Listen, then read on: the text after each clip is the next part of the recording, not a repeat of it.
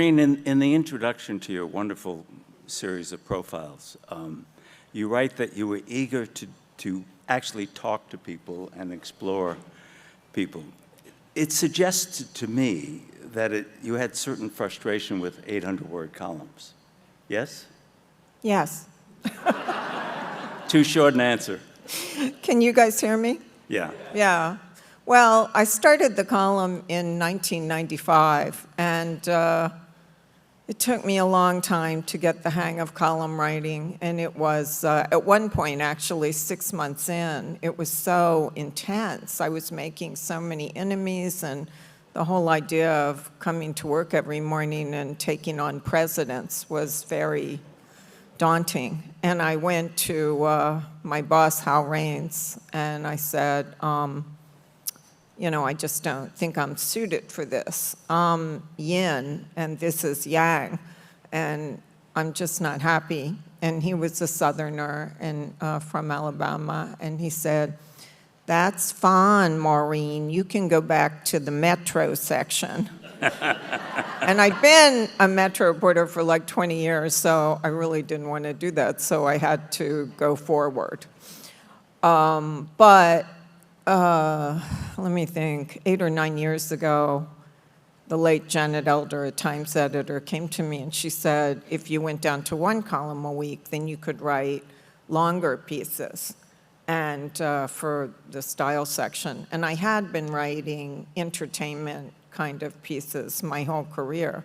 So I'm really at my happiest. I did one of these pieces on Ken, and it's a really great piece. It's amazing I'm still talking to you.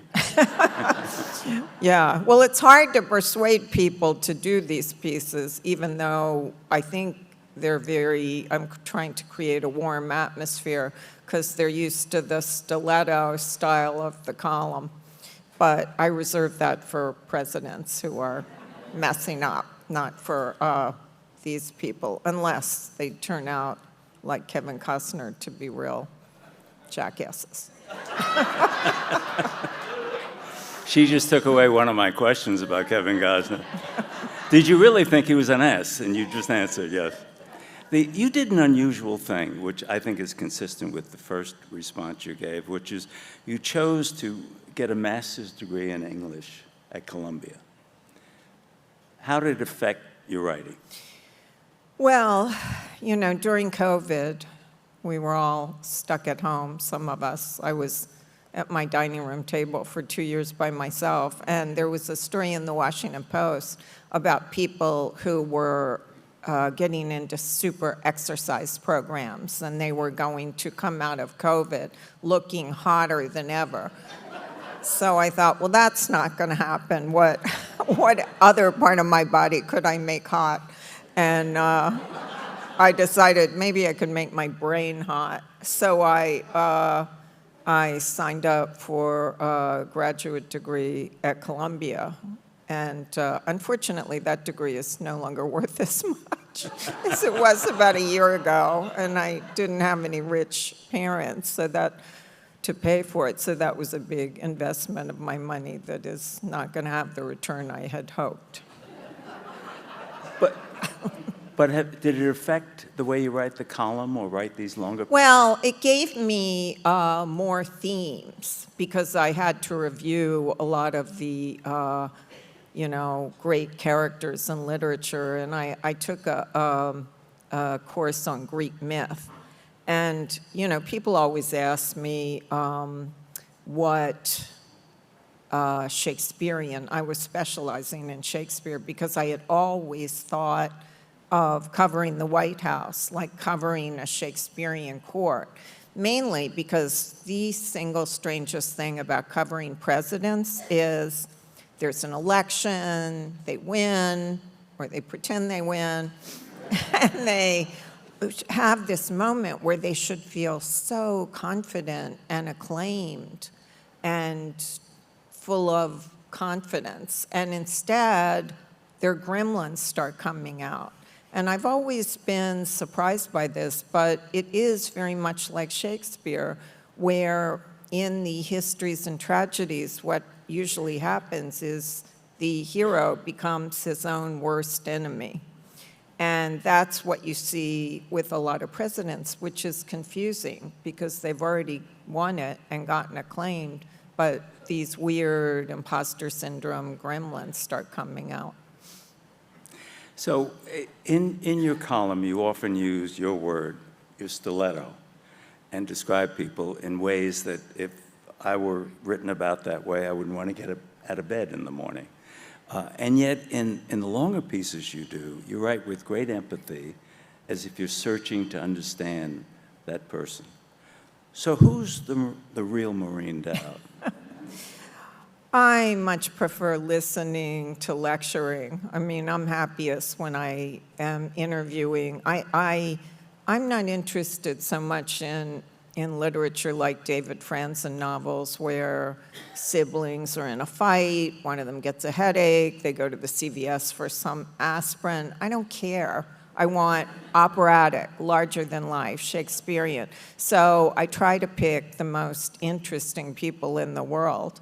And then I try to, as much as you can in 2 hours, or occasionally. I interviewed George Clooney recently, and he kept talking for 5 hours, and day turned to night. That had never happened to me before. Each hour I started getting my stuff to leave, and he was still talking, and it was great. So the more time you have with them, the more, I think of it as like a little impressionistic oil painting, and I want you to know exactly what it would be like to spend the day with Paul Newman or Al Pacino or Candice Bergen or George Clooney. I mean, that's what I'm trying to do.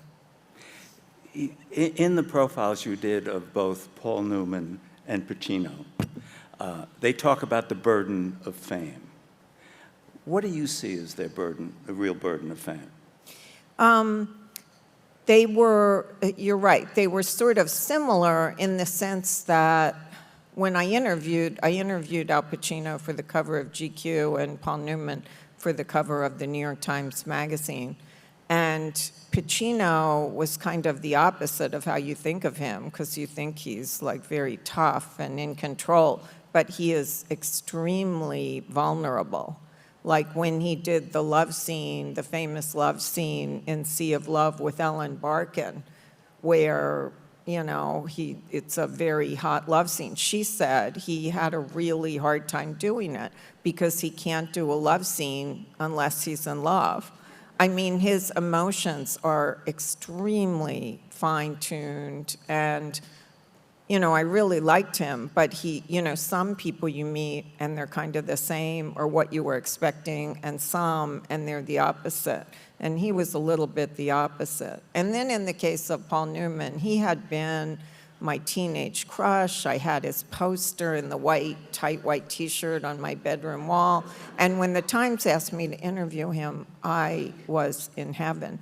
And I would also like to say that I interviewed these two guys for the movies that they finally won their Oscars for. So I hope people take note and think it's lucky to be interviewed by me. But Paul Newman, what shocked me was, after growing up with him in his movies, he wasn't sexy. He was cool and generous and a great guy, but he was more of a practical joker, and he had had so many decades being a sex symbol, and he felt very resistant to that. He did not want to be a sex symbol. He didn't, even though he had to try very hard to get that at the start of his career. He was in this play called Picnic, and the director, Joshua Logan, he wanted to play the lead instead of the patsy, best friend or whatever. And Joshua Logan said, "You have no sexual threat." So he had to go to the gym, and he worked hard with Joanne Woodward to develop this sexual threat that we later saw on screen, but he never felt comfortable with it. So the main thing you felt when you were interviewing him was this: he's shutting down all vibes. He doesn't want to be that guy. And women would come up, and he wouldn't even take his sunglasses off the first day. The second day, he'd hang them on his ear, and if he trusted you, the third day, he'd take them off. And he said, women would come up and say, "Let me see those blue eyes, Paul." And he would say, "I would take off my glasses, madam, but my pants would fall down." And he said to me he was afraid his epitaph was going to be, "Here lies Paul Newman, who died in anonymity because his eyes turned brown."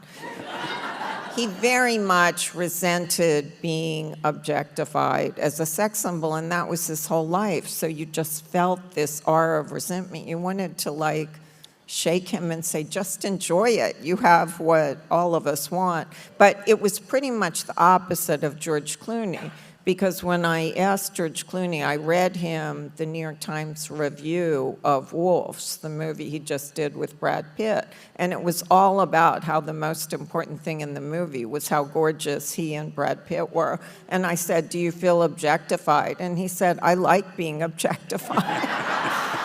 And he keeps reminding you that he was named Sexiest Man of the Year, not once, but twice. But he doesn't, he's just very free and sort of funny about it. He gets the joke.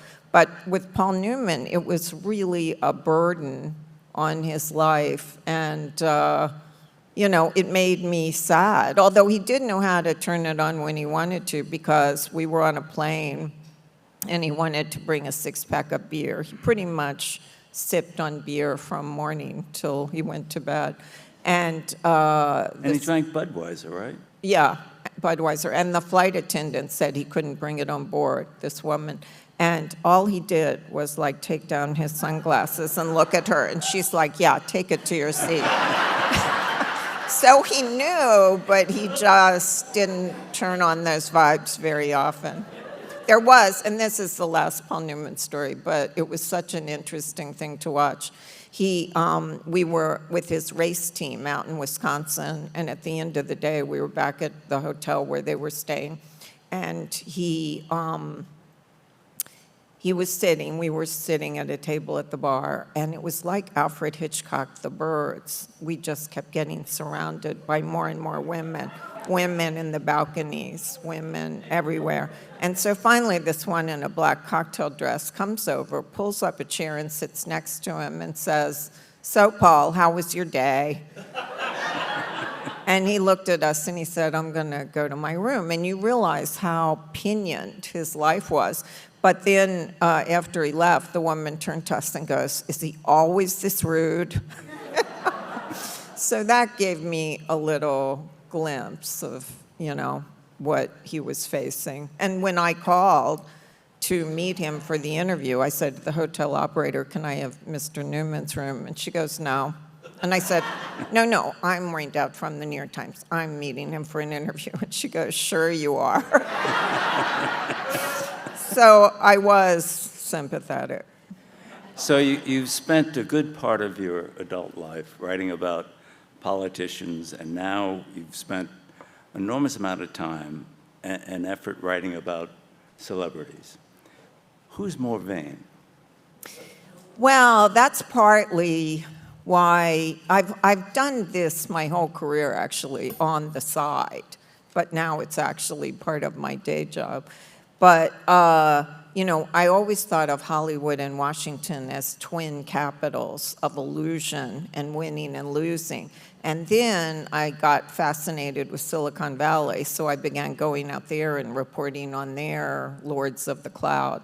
And it's the same, narcissism, illusion, in their case, clicks, as opposed to box office or approval ratings in Washington. But the three capitals are very similar in that, and that's why I like, kind of playing them off against each other. So what celebrity who you've written about surprised you most with their candor? Maybe, actually, he isn't in the book because it just happened, but George Clooney, it's funny because I met him. He was doing a show on lobbying, and he came to Washington, took a bunch of reporters out to lunch maybe 20 years ago. And I had been told he was very charming. And naturally, I was resistant to that. So when I met him, afterwards I would tell people for the next 20 years, oh, he's just acting charming. He's just acting like Clark Gable. And then when I spent 5 hours with him, I realized as I walked out, I said, Maureen, you are such a nitwit. What is the difference between acting charming and being charming?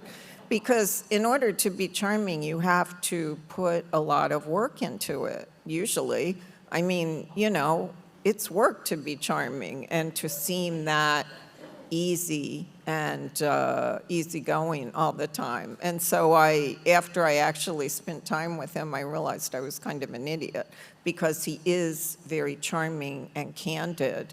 And he was very trusting that when he told me stuff was off the record, I would keep it off the record, which I don't know if I were a star, if I would trust a reporter like that. But yeah, it was interesting. Why did he give you 5 hours? I don't know.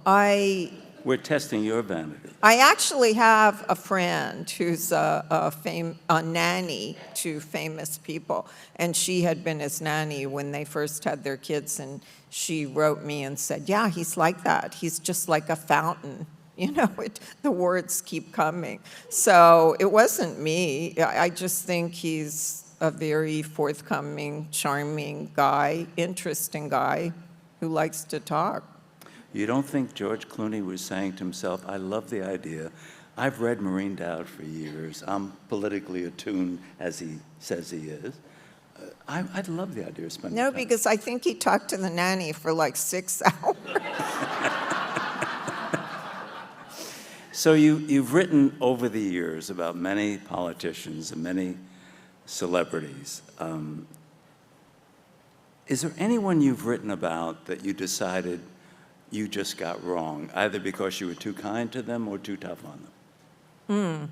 I've constantly worried about that and been afraid of that. It hasn't happened yet, but the one I was most afraid of is I did, you know, Ken did a book and was originally one of the reporters breaking the stories on Harvey Weinstein. And I did a story after the New York Times, you know, did their whole big MeToo thing. I had read a quote from Uma Thurman somewhere, and it sounded like she had a story that she hadn't told. And so I just called and I said, if you have a story and you want to tell it, you know, I would love to hear it. And I went over to her apartment. She was starring in a play on Broadway. And she did have an experience with Harvey Weinstein, you know, the one you've all read about, where he made her come in the bathroom. He was in his bathrobe. And, you know, she's a very strong woman, and she handled it, but she was shaken up. But the story she really wanted to tell, which shocked me, was that that she thought Quentin Tarantino had tried to kill her, which was super weird because they were one of the most famous actress and auteur combinations since Alfred Hitchcock and Ingrid Bergman.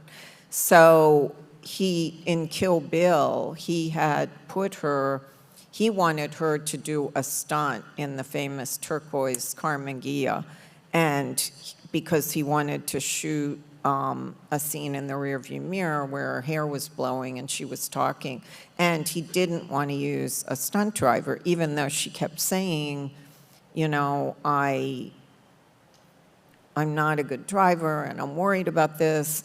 And then at the last minute, he gave all the stunt drivers the day off so she couldn't ask for one, unbeknownst to her. And then he changed the route the car had to go and added a curve and didn't tell her. And he gave her an automatic instead of a stick shift, which she'd been practicing on.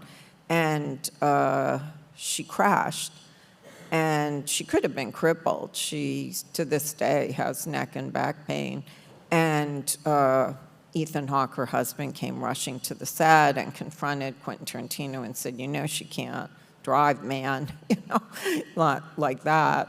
And I think that to her was even a bigger betrayal because she felt like a collaborator. She'd come up with a lot of the ideas for Kill Bill, The Bloody Bride, and help with the script, and the fact that he didn't tell her. And so he would never return my calls, even though she was trying to get him to. She'd spent 15 years getting the crash footage, and the Times almost didn't run it. And I went over and I put my hands on my editor's shoulders and screamed, "Run it!" Press the button. And she did, and it got 8 million clicks. And it gave her some peace because she wanted to prove, yeah, she was right about this. And back to your question, I spent 3 days just in complete terror that Quentin Tarantino was going to come out and say, this never happened, or, you're trusting someone to tell you the truth, or this isn't how it went down. But after 3 days, he gave an interview to Deadline, one of the trade papers in Hollywood, and he said, yes, it happened exactly like that, and I owe her an apology, and I never should have put her in that position. And I just opened a bottle of champagne. I was like, whew. But the part I wanted to tell you is that Ken dealt with Harvey Weinstein at the height of his power, so he knows how scary and powerful he was. But I dealt with him. He was not yet on trial. He went to an Arizona rehab place. He told me he was playing Scrabble out there. But he was very angry about the part of the story that dealt with him, and so he reached out from the ashes of his career and took my fact-checking questions and leaked them to his friends who were going to do a story debunking my story before it came out. And I was just stunned at how scary he could be when he was almost finished. I mean, I can't even stay in the hotel room in New York where I wrote the story because just dealing with him was so frightening. But Uma is a very, very capable person, and she just said, I'll handle this. And she told the Harvey friends she would give them an interview if they waited till Friday, and my story was coming out Thursday. So she just handled it in her own Uma way. But I can't even imagine what Harvey Weinstein was like at full strength. Well, I'll tell you a brief story. When I was profiling him in 2002 in The New Yorker, the last interview, I'd spent a lot of time with him and with his people. In my last interview, just the two of us in his conference room. And I said, Harvey, tell me about Rowena Chu. And he said, Rowena, what? I said, did you rape Rowena Chu at the 1998 Venice Film Festival? And he said, what are you doing? I said, I'm asking you a question. What is your answer? And he said, if you write that, it will destroy my family, and my 3 daughters their lives, et cetera, will be just terrible if you do that. And he stood up then, and he came around the table to stand facing me. We're the same height. And he's clenching his fists like this, and his lip is trembling. And I thought, this guy's going to take a poke at me. So I stand up, ready to rumble with this guy. And what does he do when I stand up? He starts to cry. Literally. It was one of the most shocking scenes. I was actually kind of looking forward to the fisticuffs, but in any case, that was my Harvey at the height of his power. He was still a bully. Wow, one of the biggest bullies in history, probably. Yeah. So you wrote a lot about Hillary Clinton, a fellow feminist, et cetera. Do you have any feeling you were too tough on her? No, I don't. Because I am not, my column doesn't come from the left or the right. I think that was the first time the New York Times had a column like that wasn't slotted into the left or the right. And it didn't really work for several years because I was doing something different. I was writing more about, from the Shakespearean point of view, who was self-destructive, who was immoral, who was moral. And so oftentimes the Democrats expect you to hide things that would hurt them because you're part of the team. They treat us as part of the blue team. but I want to write about people's flaws in real time, because if they read the column, they can fix those flaws. You know, I'm not covering things up to help them win. That is just not what I think the job of a journalist is. In 1988, you wrote a piece about Joe Biden, and you described how he plagiarized a speech that Neil Kinnock had given. And Biden was compelled to drop out of the race. We have a president now who lies regularly, knowing he doesn't drop out of races. He claims he won races that he lost. He gets reelected president this year. What has changed? How can he get away with stuff that guys like Biden years ago couldn't? Yeah, the funny thing about the Biden piece was, what was weird about it was not that he plagiarized. It was more like he took Neil Kinnock's life, the facts of his life. That was the weird part. He liked the way the speech sounded, so he just adapted it. And he said he was the first in his family to go to college, and he had coal miners, relatives, and he played football. But Neil Kinnock meant soccer when he talked about that.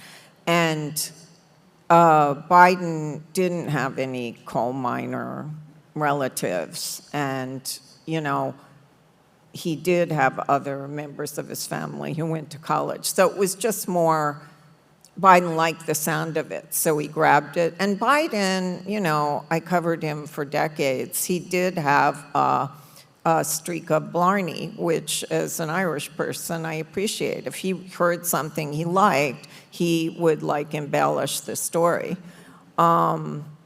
But anyway, he did okay for himself, despite that. But the question of why Trump can get away with everything is, you know, a fascinating question. I don't know. You know, when I was covering his 2016 race, he would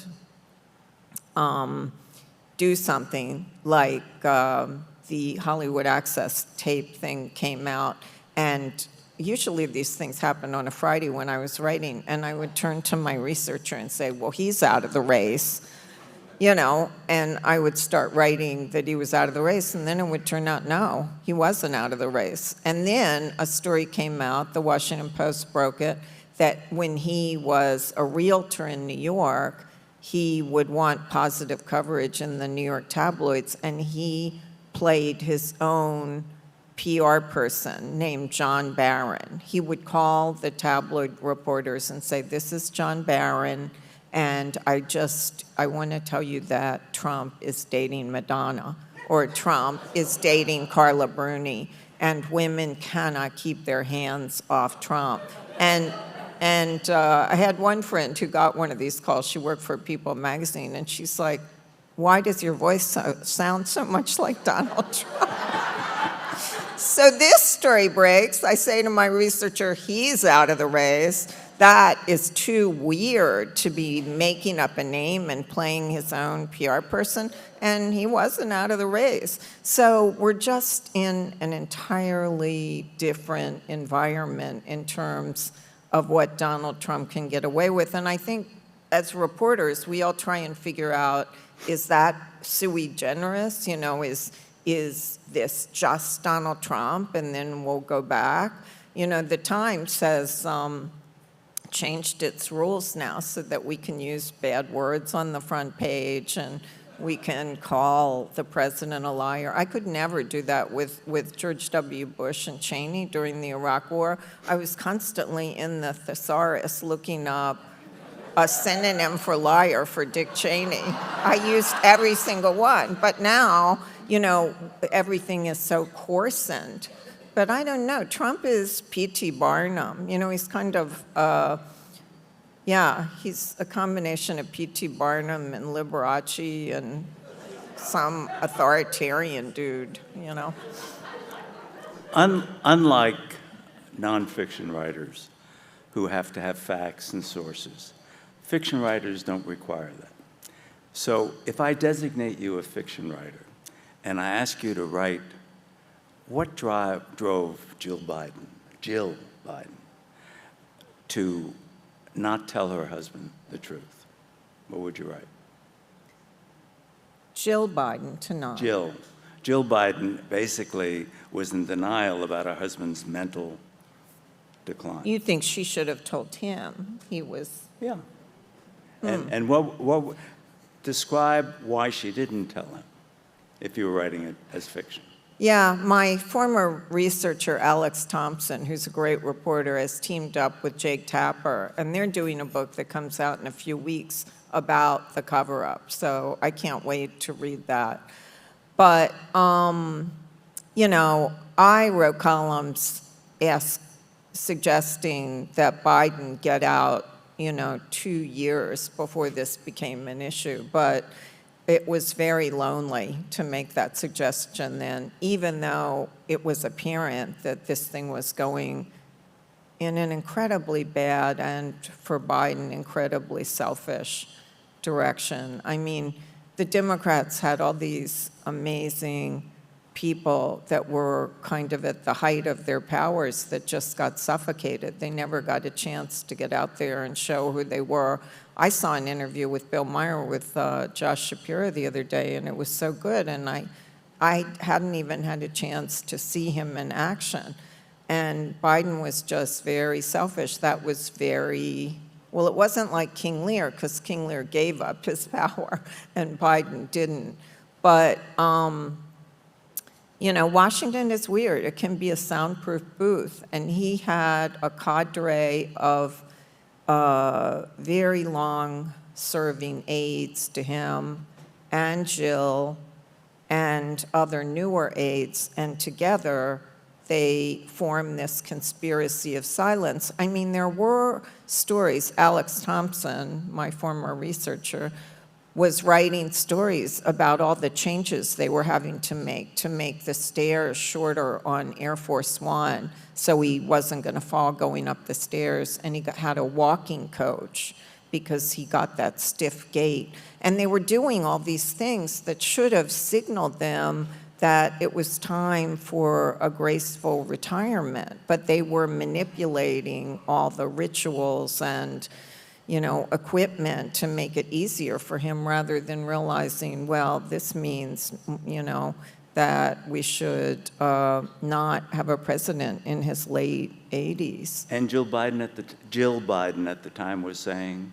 Yeah, well, they began calling her Lady McBiden because she was pushing him to stay in, and I'll be fascinated to see what Alex and Jake make of that. But I think it will go down in history as one of the most terrible things that's happened, that a president and his wife and his coterie of aides covered up something that Americans had a right to know. We had a right to know the health of the president.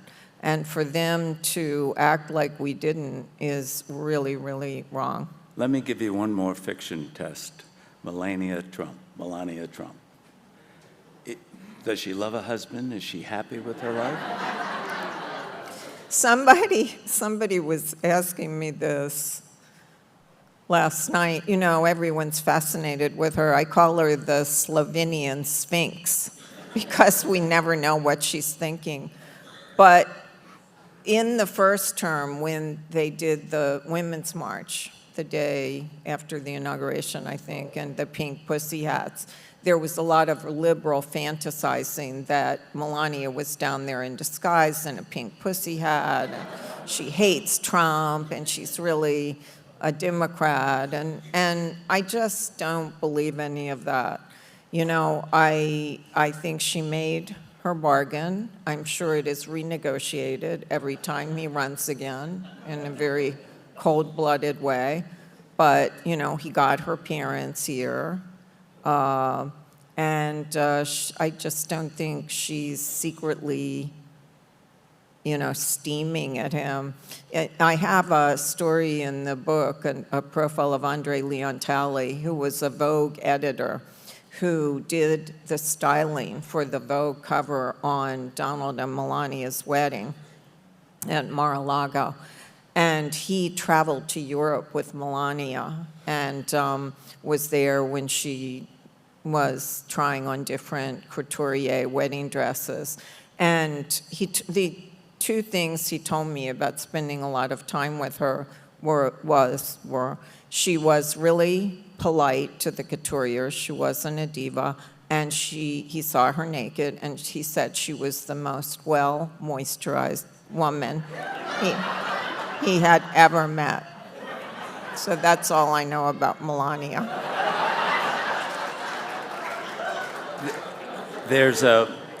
And that she walked on 5-inch stilettos better than any woman in history. So there's an argument today that the MeToo movement has lost some power and some leverage.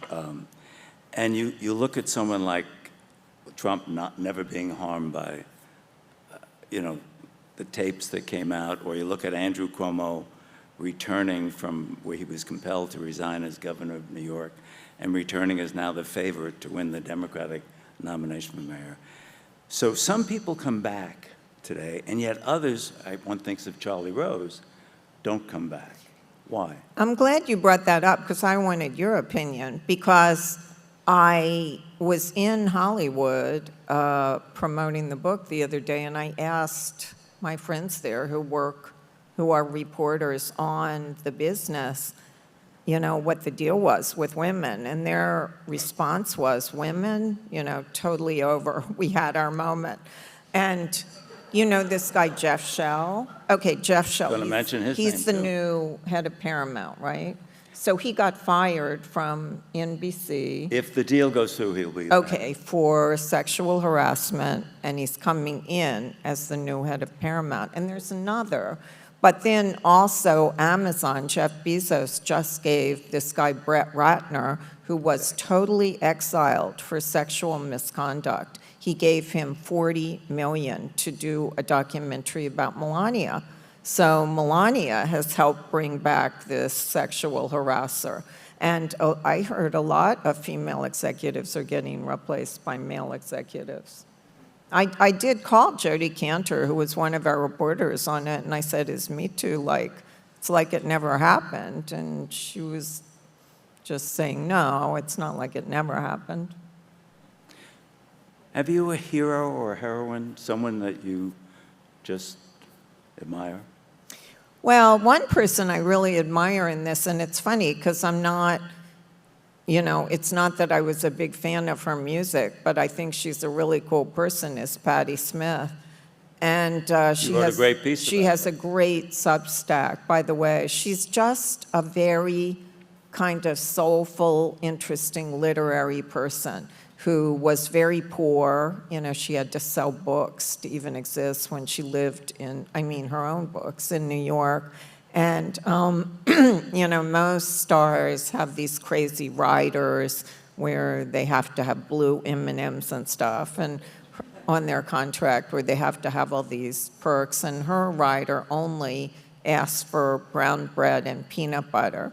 And when I interviewed her in Paris at a restaurant, she gave the waitress tickets to her concert. She's just like a super decent, but super literary and interesting woman.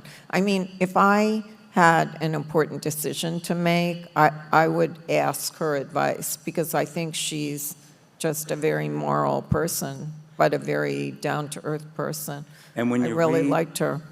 When you read the book and you read that, you will understand what Maureen is saying. It totally resonates with me that it came out that she's just an exemplary person. Yeah, really cool person. Let's do, for a few moments, what you do at the end of your pieces. Confirm or deny. Well, can I explain what it is? Okay. Please. So some of the style pieces are based on a cool feature in the Saturday Financial Times called At Lunch With.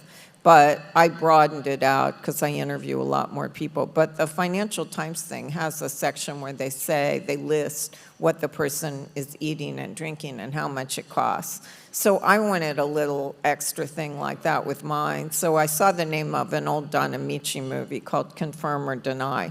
So it's not as brutal as Truth or Dare. It's more, it's more dada, it's more like fun, a chance for people to, be charming and funny and just quick answers. So I'll give you an example, like it was a crazy one based on nothing, just to be funny. I asked Jane Fonda, you wish you had slept with Che Guevara.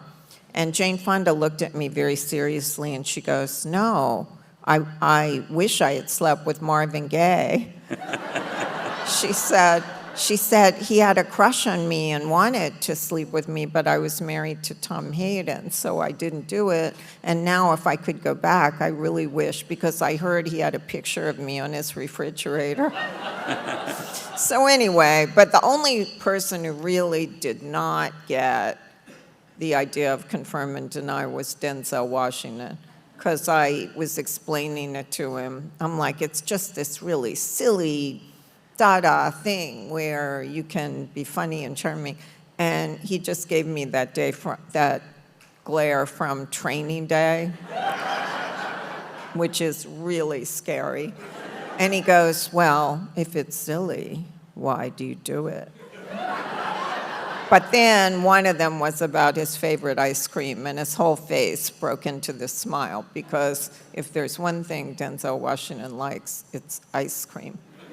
But anyway, go ahead. Confirm or deny, Kevin Costner really was an asshole. Yes, he was that day. I don't know how he is all the other days of his life, but it's the worst anecdote in my book, and it happened right here in New Orleans. I had come down, I guess he might have been filming JFK, right? Where he was playing, wasn't he playing the New Orleans district attorney? But I went down to interview him about Robin Hood, Prince of Tides, where he was getting a hard time about JFK. That was very controversial. And his English accent in Robin Hood, Prince of Tides was very, now you see it, now you don't. So that was controversial. So he was in a bad mood. But so we were walking to the hotel where we were going to do the interview, and we stopped at a red light on a street corner, and these two wonderful senior women came up to him and very sweetly said, can we take a picture with you while the light is red? And he began yelling at them, and it was like watching somebody kick kittens. This in her profile. Yeah, it was reports like watching somebody kick kittens. It was horrible. And he goes, can't you see I'm doing an interview? And I said, we're not doing the interview yet. I'll take the picture. And he was like really, really nasty, tapping his cowboy boot. Let's do a few more confirm and deny. Yeah, you can read it if you buy it. You really were a big fan of Obama's in 2008. Yeah, I met him. You cooled down a bit on him? Well, I met him in 2007, and he came up and he goes, whatever you do, don't make fun of my ears. And Obama, the reason I picked these people in the book was the reason I went on the road with Obama for a year, because I'm fascinated with star power. I'm fascinated with the people who burn through the screen, and how did they do that, and what did they do with that power? Did they use it for good or evil? So, but unfortunately, what happened was when Obama got to be president, it turned out he hated politics. And politics is the art of persuading people to do something they don't want to do. And he did not want to persuade, he just wanted to lecture. I had dinner recently with John Boehner, who was the majority leader, and he said that Obama would call him and lecture him, and he would put the phone down and go out and have a smoke on his balcony and come back, and Obama would still be lecturing. You'll notice that Maureen never would allow one of her subjects to go on with a question, but her answers are so good. And it's going to wrap us up. So anyway, he didn't like politics, so he didn't get as much done as he could have. So. Maureen, thank you. That's it. Sorry. Oh my God. You're great.